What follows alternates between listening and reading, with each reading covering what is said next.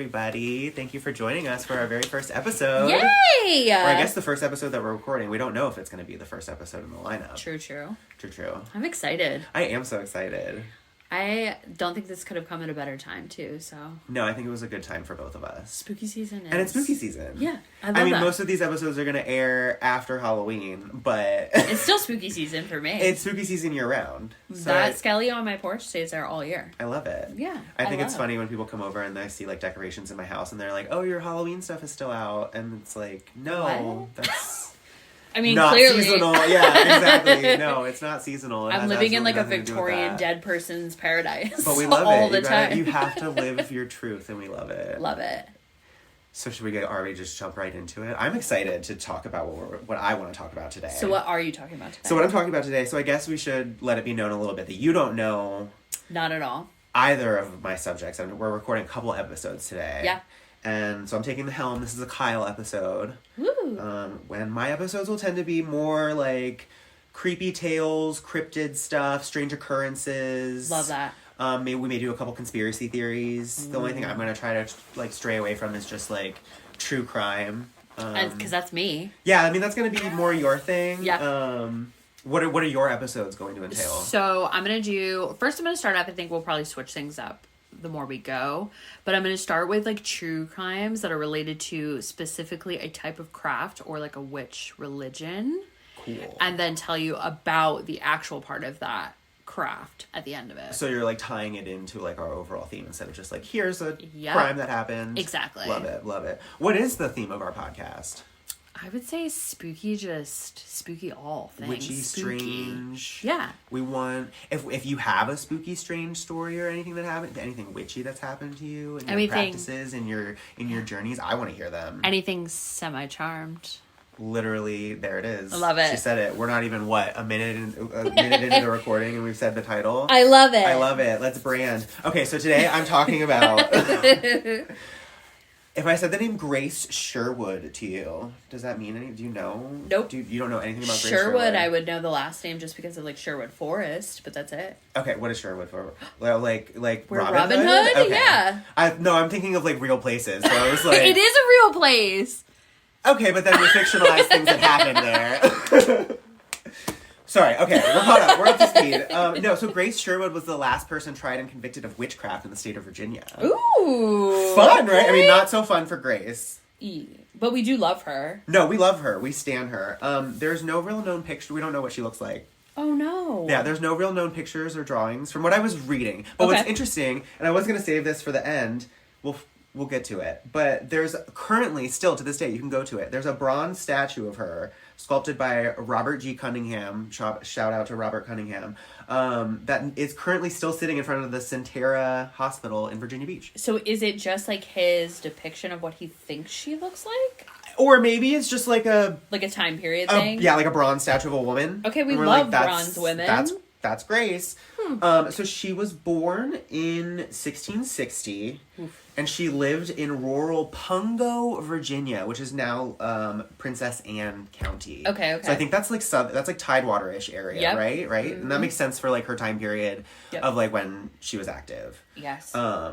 So she was known to be like a local healer and like a medicine woman. Of course. Very herby of the earth. So we can imagine what kind of reputation this garnered her. Poor thing. In what is this now? The 1700s, turn of, what is that, the century? Yeah. Right? Yeah. So she's getting a lot of like flack. Like anytime something goes wrong in the town, where are people going to point? They're pointing to this kind of like, it's her. She was also known to be really affectionate towards animals, which like...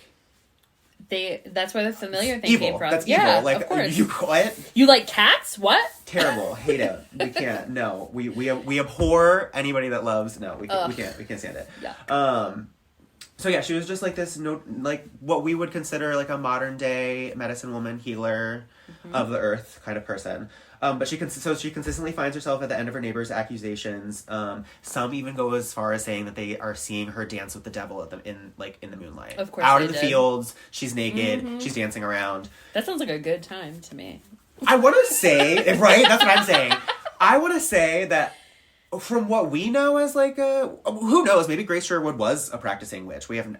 Who cares? From what it sounds like historically, it doesn't sound like Grace Sherwood was doing anything outside of like plant medicine or like what we would maybe call like plant magic. Because they didn't have anything else either. Exactly. So I think it was mostly just fear of the unknown. Caution to even say she was practicing witchcraft. Of course. But still love you, Grace. Yep. So she married in 1680 to James Sherwood, and she ended up having 3 sons. Okay. I didn't look for it. In finding out that little factoid, I realized that obviously Sherwood was not her born name. Mm-hmm. Forgot to go back and look what her born name is. So we'll put that in the show notes. So her first major accusation comes in 1697 when she's accused of casting a spell on a bull, her neighbor's bull, resulting in its death. Whoa. Yeah. But both parties agreed to just, like, drop it. Okay. Which, like... Interesting. That right. They still convicted her. And it's also, it just sounds like maybe a matter of circumstance. Like, this bull drops dead. Like, again... Literally. Something weird happens, and we're just gonna point a finger. You know what I always think about, too, when, like, you said that they saw her dancing with the devil, right? If you think about Christianity or back then... Well, back then would have been Christianity, right? Not Catholicism. I mean, I'm thinking that... It could have been both, but I guess if you see the devil, that would make you the sinner in that, because you shouldn't be able to see the devil. You're like an accomplice to exactly. sin. So what are you talking about? You're a witch. Right. Right. Talking about Goody Proctor dancing in the devil. Literally. Like, where were you? Yeah. What were you doing out in the field in the middle of the night? Voyeuring. Voyeuring with the devil in the moonlight. No, that's a really good point, though. Seriously, because they always say, like, you know, that's why, like, the Catholic Church stopped doing exorcisms, because if the priest can actually communicate with a demon, that would make you demonic. That's evil. Why can you talk to it? I'm saying. Oh, so you speak demon? I'm saying. It's a little problematic. And you're naked, so, like, what? Again, I don't know. Part of it just sounds like a good time to me. It does. Okay, so then the very next year, 1698, she's accused again by 2 different neighbors that she bewitched the hogs and the cotton crops. Oof. But only one of their cotton crops. Okay. They both were like, you hexed our pigs. But one of them was like, and my cotton crops. Ooh. Yeah. What were the pigs doing that she thought they hexed them? Who knows? Don't like pigs like... I just wonder like what they were doing. Again, it's probably like some kind of... If it affects... They like died or something? Right? Yeah. If it's affecting multiple pigs. Yeah. It's probably like a disease that came through or something. This is, again, turn of the century, the 1700s. They had like, nothing better to do. Take your pick. Take your pick. They literally had nothing better to do. So it all reaches a head. Okay. Summer, July... We're now in July 10th of 1706. Wow. Grace is 46 years old, and she's like put on trial for witchcraft, and they're like, all right, we're gonna settle this once and for all. We're gonna give you an old-fashioned witch trial. Like, how did we do it back then? Yeah. A test of magic. Yep. Right? Mm-hmm. So, we all, townsfolk and whoever wanted to see it that day, right? We didn't have Netflix, we didn't have anything to stream, so it was like, we had to make our own fun, like, oh, let's go. Trying times. Let's go see if this lady has some magic in her. So we all go down to the local Lynn Haven River, Lynn Haven River, still there to this day in good old Princess Anne County. So it's her and 2 other guys. Okay. They row her out to the middle of the river. What do you think they did? I already know where this is going. How are we going to test it? This is a good one. I have not heard this one. Oh, really? Well, I mean, I've heard similar ones, but this one's oddly specific. Yep. So, they tie her thumbs to her big toes. Yep. You've heard this one? Yes. I had not heard of this one as like a method. If you visit Salem, there's it's like the gamut. It's like all of them. But there's one part where they actually take you into a dungeon that still exists in Salem where they held people, and like you can see like literally what rooms they stayed in and how small they are. It still exists. It's like they walk you through like different types of torture that they put these people through, or their quote unquote magic. Yeah, well, I mean that's ultimately what it was. But it was yes, torture. I have seen torture. This. It's awful. It's torture. So she's like the second she's thrown overboard, like because that's what we're doing. We're tying her thumbs to her big toes and we're throwing her overboard. Yep. And we're basically just seeing what happens. Mm-hmm. Either way, poor Grace is hosed. Like, so their thought process is if she has magic, if she's a witch, she's gonna magically undo these bindings and she's gonna swim to the top and we can all point. Witch, burn the witch, right? God. And if she drowns if she still sinks a to the witch. bottom. No, she didn't have any magic. She wasn't able to save herself. And now we all are sitting here Grace. with egg on our face because we just killed somebody who didn't have magic. So either way, poor They Grace. win. Yeah. Poor Grace she just has no... Good for Grace. She gets out. Good for her. She gets out, and she's a witch. They're all sitting around. They're all literally. This is why she's known as the Witch of Pungo. She gets out. She gets out of her binding. We're all sitting there waiting for her to see what happens. She goes under the water. Can you imagine that position, right? With That's your right. thumbs When I tied to learned, I your- was trying to do it, and I was like, "There's just no comfortable like." Was she in like a fetal position? Must have been. Was it like spread eagle? I don't know. Either way, good for her. She gets out of her binding. She swims to the top, and everyone, what do? Magical. She's a witch. She's a witch. Now I will give the townspeople credit for this. We didn't immediately take her to the stake and burn her. True. We threw her in a jail cell for 8 years. She lasted a really long time though before they even went to the conviction. I feel like we like tolerated it for That a was little a bit. lot, I think yeah. because also like the very first thing in like multiple accounts that I was reading about her, it's like she was an herbalist. She knew. Yeah. So I think while maybe there were naysayers in the community. Well, She was probably a very big boon to the community and was actually helping people. So there was probably just as many people being like, leave her alone. well, and then, in Massachusetts, like the trickle-down effect to get down to Virginia and things that they were quote-unquote learning about this type of magic or people, God only knows how long it took them to be like, guess what? We realize there's witches. Well, and it's really interesting that you bring that up because they jail her. They throw her in a jail cell and they kind of just like forget about her for like 8 years. Of course. Until, which is interesting that you brought that up, the witch hysteria dies down. Yep. We're not so concerned with people dancing in the moonlight anymore. Yeah. And we kind of realize, why do we have this? Yeah. She's now, 52? Yeah. That's At this wild. time? Yeah. So they release her. They make her pay the back taxes on her Of house. course. Yeah. She does. Good She for does. her. She Go pays ahead. all the back taxes on her house. So she ends up moving back into her house. Let's see. Get that apothecary girl. Yeah. So she lives to the age of 80. She dies in 1740. Yeah, she pretty much just gets to like live out the rest of Good for her. life. Yeah, right. I'm actually like the more I learned about her, I was like, we're standing for Grace. I would be walking around that whole town every day like my shit didn't stink. Yeah. Like, F you, evil eye at everybody. Evil eye at everybody. Like, you think I proved to you, and I literally just proved, you put me on trial for Literally. it, and I proved to you that I do have magic. Yes. In your mind. Boom, baby. As far as you know. So yeah, no, we love her. She's believed to have been buried under a tree on what is now the Ferry Plantation House, which is in modern day Witch Duck, Virginia. I've never been there. I want to go now. I know. I kind of want. I think it's funny that like there's like the Virginia Beach Centaura just like has a That's statue to her amazing. outside, right? That's pretty cool. Isn't it a cool story though? Yeah, and I want to know all of our Virginia Beach friends, because you and I have quite a few people in Virginia Beach. Why has nobody ever told us about this lady? Maybe she's a local Virginia Beach people. Are you familiar with Grace? Do you know of the Witch of Pungo? Literally. Are we teaching you new things? Or are you guys like, yeah, we've been new? I bet there's like places to visit that she like was at. I was reading one thing. I didn't grab the lady's name. I'll put her in the show notes. But she was relatively unknown until this like Virginia researcher came across her story, and now she's.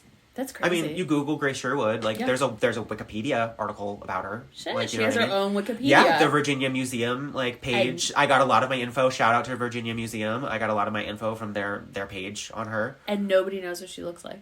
And yeah, so there was only one, and it's on I believe it's on the Virginia Museum page. There is like one little it's one like throwaway sentence that basically says that there's no surviving like portraiture of her. Interesting. But then they like round it out by saying that there's like a bronze statue of her. So I don't know if maybe it's just like Interesting. here's a colonial woman that we're like, this is the essence of Grace. I wish we did know what she looked like though. She sounds like she's cool. She does. She sounds sound cool. like I want to know like what was that plant medicine like? Like what was her knowledge base? The truth. Let me tell you. Oh yeah, no, because it's not watered down. True, and it's like so much trial and error, right? So like it's so intricate, Right. of what they actually did. Like there's or what she taught. Yeah. And if she was taught, where did it? By who? whom? Yeah. and there's a local apothecary here that's historical. Oh, cool. In downtown, and they like the stories that people have told from how these people healed so many people by just doing the most random trial and error stuff and then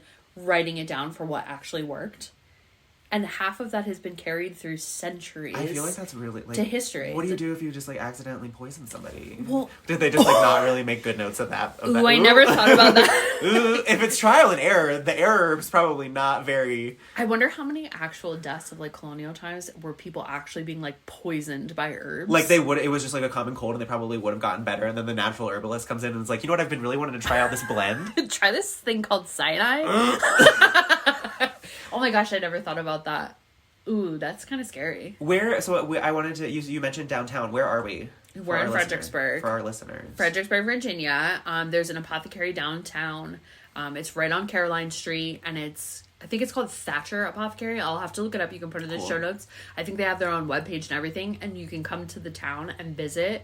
Like, you set up and you go inside, and there's, like, true stuff from the original apothecary sitting there. I feel like more and more of those, like, little shops are popping up around like the Fredericksburg area. Yep. Which we love. We love to see it. Yep. And apothecary people, like, you have to go through serious licensing. So the people that exist that have an apothecary, it's real. Yeah. So if you walk into, like, a regular metaphysical shop, and there's just, like, herbs on the wall that look like they haven't been touched in 3 years. Yeah. So just make sure that those people are from it's okay if they're from a certified seller, but if it's somebody who's branding their own and they don't have an FDA license, it's actually illegal to say that you're an apothecary. Is it because of, like, you can be, like, breeding mold and stuff, or right? you could kill somebody. Yeah. Like, you don't just if you don't that. really know what you're talking about. You don't just put stuff in a jar and put a label on it and not tell people what it is. You can't.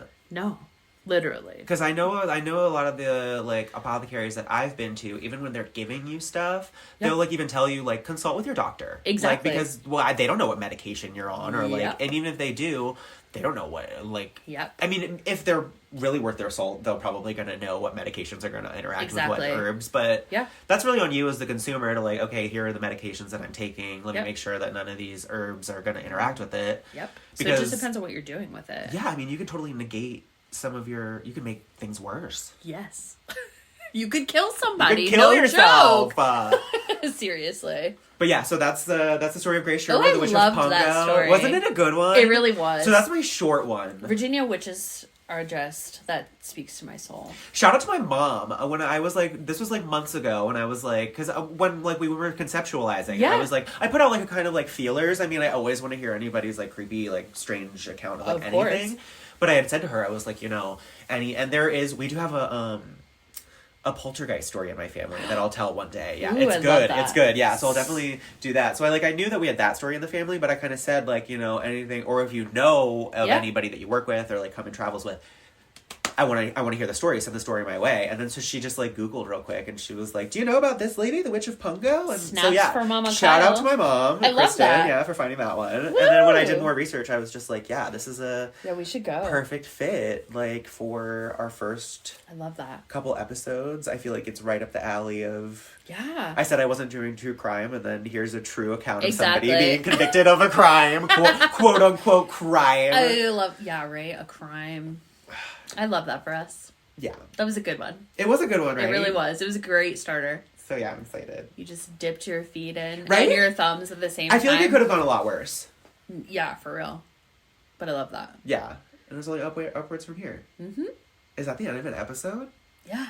Oh my god. You did it. We did it. We did! Thank you everybody for listening. Thanks guys. We really hope that you keep coming back. Yeah. We love a subscriber. Yes. Okay. Subscribe, rate, leave a comment. We're on Insta. We're all soon over. To be all over the place. It's going to be great. Yeah, we don't really know where all this is going to be available. I would assume just the major ones at first. Well, we'll start linking everything in the bottom so that way everybody can keep up with It'll be in the show notes. Perfect. We love you guys. We'll see you next week.